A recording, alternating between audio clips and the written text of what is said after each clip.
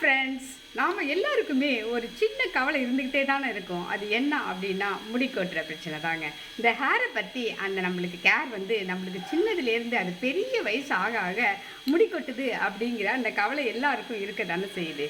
அதுக்கு நாம் சில சில டிப்ஸ் எடுத்துக்கிட்டு தானேங்க ஆகணும். அதில் முக்கியமானது ஒன்று தான் இந்த ஹேர் க்ரோத் துவையல், அதாவது கிரீன் துவையல். அதாவது நம்ம எல்லாருக்குமே தெரிஞ்சது தான், கருவேப்பிலை அப்படிங்கிறது நம்ம முடிக்கு வளர்ச்சிக்கு உதவும். அதான் நம்ம செஞ்சு தான் சாப்பிட மாட்டோம் இல்லைங்களா?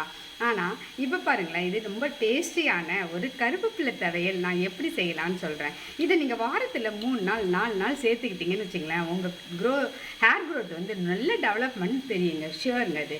அதாவது இதுக்கு என்னென்னா, ஒரு பிடி அளவு கருவேப்பிலை எடுத்துக்கோங்க, ஒரு பிடி அளவு கொத்தமல்லி எடுத்துக்கணும், ஒரு பிடி அளவு புதினா எடுத்துக்கணும், ஒரு சின்னோண்டு புளி எடுத்துக்கணும், ஒரு 3 காஞ்ச மிளகாங்க, ஒரு 2 பூண்டு பல், உப்பு, அவ்வளோதாங்க.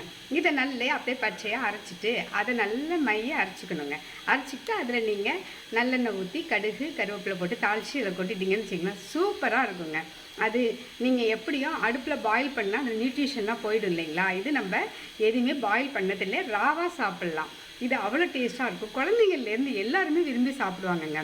ஹேர் க்ரோத்துங்கிறது எல்லாருக்கும் முக்கியம் தானே. குழந்தைங்க கூட அம்மா எனக்கு முடி கொட்டுதுமா அப்படின்னு சொல்லுவாங்களே, அதை நீங்கள் செஞ்சு தான் கொடுங்களேன். இட்லி தோசை ரைஸில் கூட போட்டு சாப்பிட அவ்வளோ டேஸ்ட்டாக இருக்குங்க. நீங்கள் ரைஸில் போட்டு சாப்பிட்னா கொஞ்சம் நல்லெண்ணெய் சேர்த்துங்க, அவ்வளோதாங்க.